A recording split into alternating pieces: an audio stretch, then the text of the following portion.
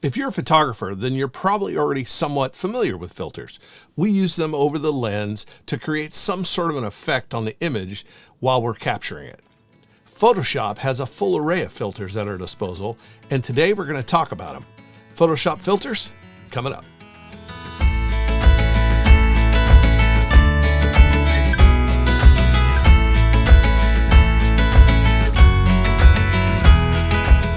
Hi, I'm Terry Vanderheiden, professional photographer, and I'm teaching you Photoshop from the very beginning.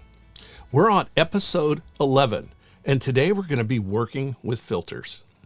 Now, if you've missed any of the episodes so far for this beginner's guide to Photoshop, I'll leave a link in the description below, and you can go back and start at the beginning of these classes and catch up. Or if you want to just look for a particular class, you can go to my playlist and find the episodes that you might have missed right there, and you can rewatch them.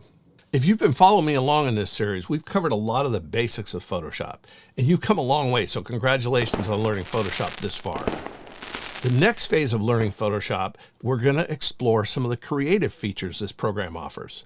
Today, we're going to start with using filters. Now, filters in Photoshop is a vast subject, so consider today's episode as more of an introduction into filters, and I'll show you a good workflow that you can get through all of your images and try a whole bunch of creative things as we go. So let's get started. Let me show you some examples. I have an image up here that's a stock image that you can, of course, download yourself if you'd like. And here's the image itself. So my typical workflow when I'm working with filters is I'm going to go over to my background layer, which is our original picture, come down and copy this layer. That's either dragging it down there, or another way, and we've discussed this before, is just do the keyboard shortcut Command J, and that copies that layer onto a new layer.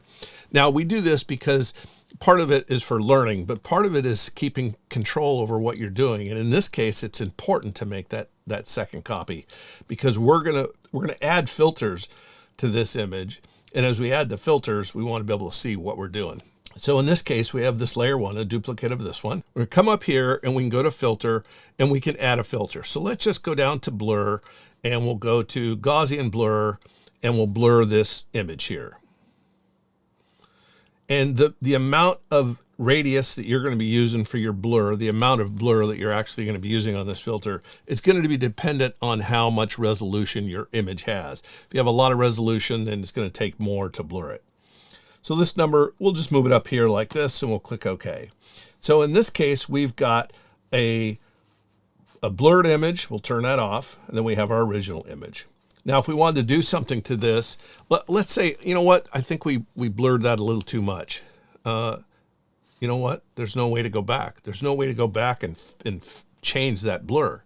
So this is the workflow I want you to consider when you're working with filters. Let's go ahead and get rid of that. Let's again make another duplicate image, Command J, and we come up here to filter. We're going to go to filter, convert for smart filters. So what that does, it converts this layer into accepting a smart filter, and you can tell it's got this little icon down here at the bottom.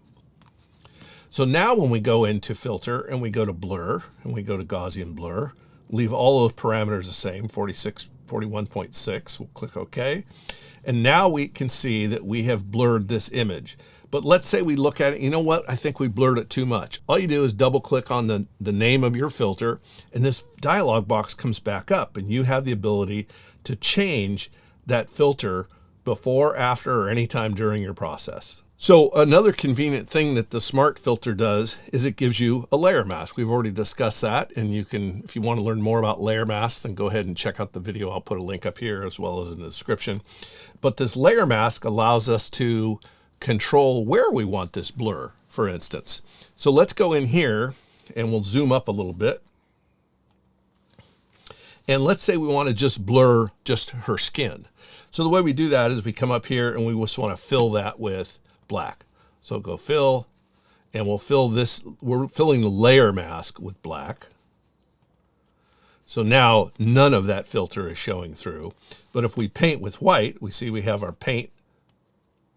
So you have our paint is colored with white, and we grab our brush and we're working at 100%. We've got a nice soft brush. Now what we're going to do is we're going to paint. And we're going to paint that filter that we've just created. Because it's a smart filter, you're going to see how cool this is here in a second.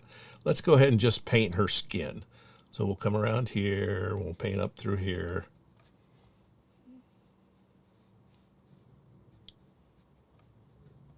There we go. So what we've done is we've just painted her skin and left the detail things like eyebrows, eyelashes, eyes, lips, things like that that would normally have texture to them. We'll leave those alone for right now.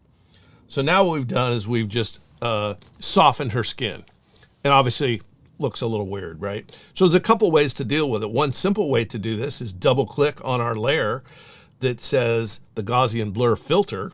And now we can slide this filter back and start getting a difference in softness, right? So we've just changed, because it was a smart filter, we were able to go back and change the quality of that filter.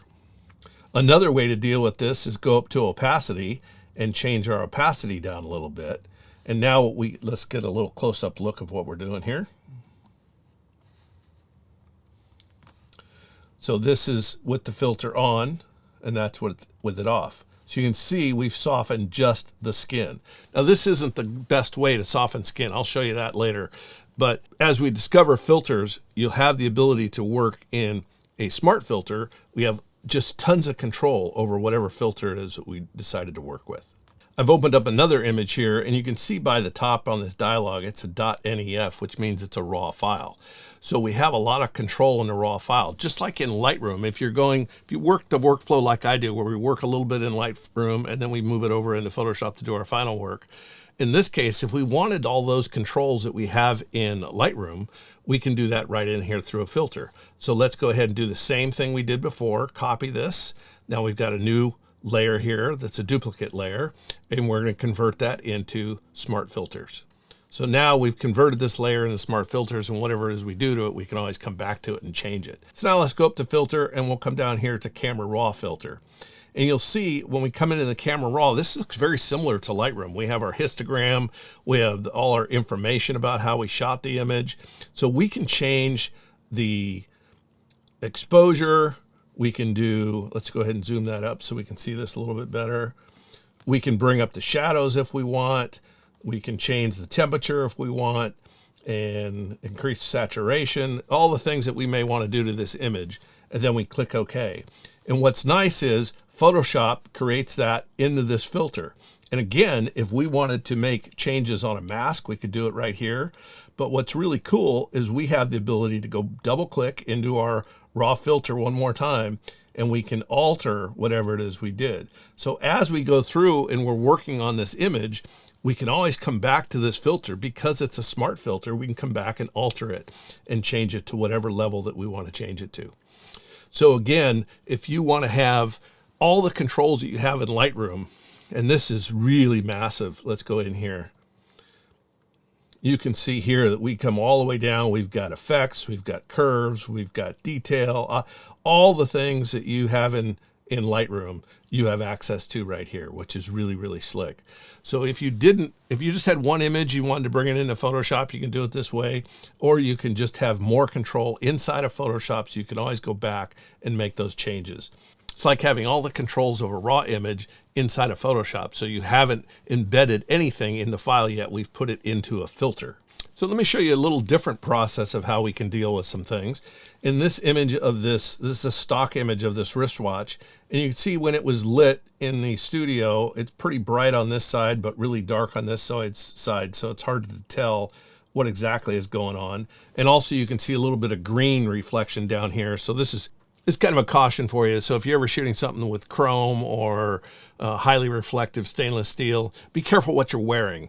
You need to dress neutral and make sure that other people in the studio are neutral and you don't have other colors bouncing around, because in this image here, we just have this random green blop here that makes no sense at all. So in order to fix that when you're shooting, just be careful of the colors that you're wearing. So as we go through here, let's go ahead, and the first thing we're going to do is make a selection. So we grab our pen tool. And this is a little different workflow than the smart objects. So let me show you this. So this is, we're going to go ahead and start our pen, and we're going to make a selection. All right, so we've made a pen selection around this rim, and now we're going to convert that into a selection. So what I like to do here is I like to bring that up onto its own layer. So Command J, and now you can see we just have the watch ring up here. Now up here on the layers palette, we have the ability to lock the transparency off of this. So let's say, for instance, we wanted to create a gradient across this. So let me show you the mistake part first, and then I'll show you how you actually should do it. So the first thing we're going to do is create a couple of colors. We'll get a light gray, then we'll get a dark gray here. So we can see we've got from light to dark gray. We've got our gradient that goes from light gray to dark gray. And if we go to drag this across here to put a gradient, it puts a gradient across the entire image. We don't want that. We want it just on this selection. So up here in our layers palette, we have the ability to lock out the transparency. So when we click that, we've locked all the transparency from being affected.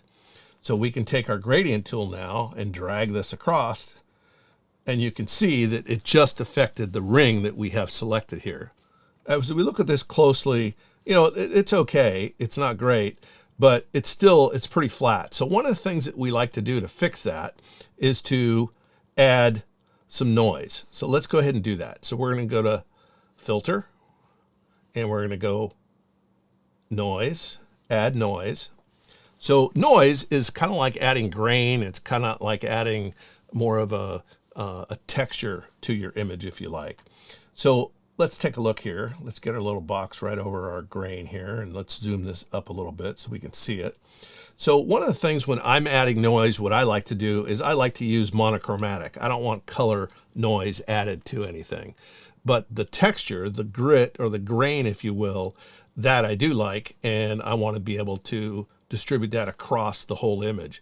I typically will use Gaussian because that is a little more random than the uniform distribution. So we're going to go Gaussian. And then you have the ability how much grain or noise you want to add. So obviously that's a ton of noise there for this image. So let's slide that down just a little bit to right about there, and we'll click OK. So it's at 20%, 21%. You can see that we've added kind of a grit to this, a noise to this edge here, right? It still doesn't look real yet. So let's go ahead and come in here, and we'll do another filter on top of this. We'll go Filter, and we'll go to Blur. So instead of just a regular blur, we're going to use motion blur. So let's go ahead and see what that does. You see how that kind of makes streaks in it? So depending on what kind of way you want that metal to look like metal, you can just start moving this around and get the angle that you want. And so now what we've done is we've created kind of a metal look to this. And you can see that we have just handled just the edge of this watch. And so we created kind of a metal look to just this watch. And we put it all onto its own layer. So we can add, this is a way that you can use filters to create a metal look. So this is going to be noise, and a little bit of motion blur will create that streaked metal, and you can do it however refined you want, which is kind of cool. Let's go open another one. So let's zoom up on this picture, and let's go ahead and do a couple of filters that we've already learned. Well, first thing we're going to do is create a duplicate layer, and we're going to make that filter convert for smart filters.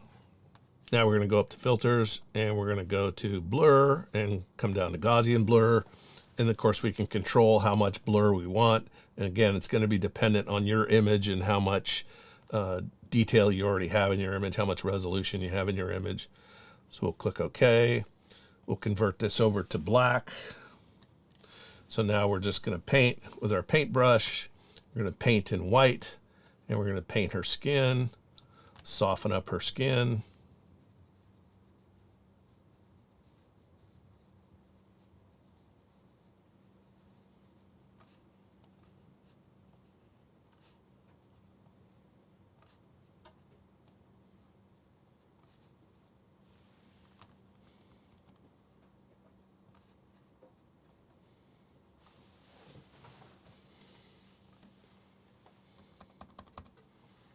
And we'll make sure that we soften her neck and all the other skin parts that we're seeing here.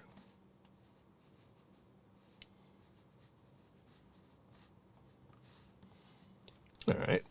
And now we can, of course, reduce this or reduce the opacity. So let's just reduce the opacity here to bring this back. and soften that. Turn this off and on. Okay, we've softened that. Looks pretty good. So let's go ahead and bring up make another new layer of this. Command J. And we're going to add in a little bit of noise into this. So let's go ahead, because once you soften something, it can be a little too phony looking. So adding noise will actually add noise to the image and create a little bit better look for you. So obviously this is a little too high. Let's go ahead and move that down. There, we've added a little bit of noise to this. Looks a little more realistic. And as we look at this, we say, wow, you know what?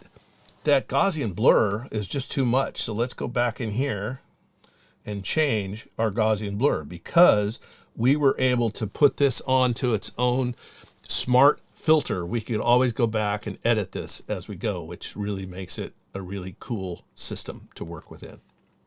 So as I mentioned, Photoshop has an absolute ton of filters that you can work with. So let's go in and just take a look. You can go into the filter gallery, which is a real simple way to get into all of these different artistic brush images.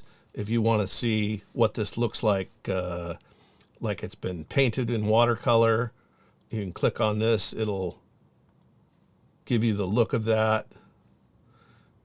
Brush strokes, if you want to see what brush strokes look like. You got tons of control over this sort of thing as you're working inside of Photoshop. You can go to the sketch mode and make this thing a drawing or a relief or charcoal. There's tons and tons of things that you're going to want to experiment with and see what you think looks best as you're going through on your images. So that's a simple way to get to all of those. Another way to get to those filters is come down and you can look at the sketch filters. So you can just come over here to chalk and charcoal, and this will give you an idea. This is of course a negative version of it. So let's go ahead and cancel that. So you can go up here and you can go to the different sketching and stylize. These are also direct ways that you can get to it. You also have some ability to sharpen. Now, I'm going to talk about sharpening in a whole episode coming up, so we'll get into that another time. But you can see you have tons of options inside of your filters. Let's go ahead and open up another one. All right, here's an image. Here's a landscape image of San Francisco. And let's say, for instance, we'd like to do that kind of effect that you've seen where it kind of looks like it's a toy. It's called a tilt shift filter. So let's go ahead and make a new layer. We'll convert that for smart objects, for smart filters rather. Now we'll go into filter and we'll go into our blur gallery. So let's go ahead and click blur gallery and go into tilt shift. And inside here, we're going to have the ability to control how we want this to look. So let's see, we can drag this. Let's say we want this our center, and we want to just rotate this so it's going across the area here. And how much we want to blur is up to us. We can put in however many pixels we want to blur. For YouTube here, we'll make it a little bit more extreme. How much you want to distort. How much you want your bokeh to be light or dark. And this allows you an opportunity to create this sort of thing. And once you've got it to the point where you like it, you come up here and you click OK. And now you can see what we've done here is we've created kind of that little, almost like we're looking in miniature, right? This area here is in focus, but this area here is out of focus. But if we want to go change it, again, we made it into a smart filter. So we can just double click right here, come back in those same controls and move that entirely around to a different spot. We can move the parameters of where this starts. We can turn it and create whatever it is we want. Slide these back and forth. So create our area that we want to have our focus in, and then click OK. Because we did a smart filter, that allows us to go back and make those changes after we're done. So this is a way that you can simply do that. And you'll also see when you go into filters In the blur gallery, you have a ton of other things that you can work with too that are kind of fun. So you may want to check those out. And that's a really great way that you can work with blurs in Photoshop and change the perspective of how you're looking at an image. If you have any questions about some of the topics I've covered, feel free to leave questions or comments below, and I'll get back to you as soon as I can. Remember, you can always reach me via email at terry@imagelight.com if you'd rather contact me that way. Now, today we've just kind of touched on filters. The next time we do it, we're going to take a deep dive into the liquify filter, and you're going to be able to see some amazing things that you can do with it. All right, so we'll see you next time.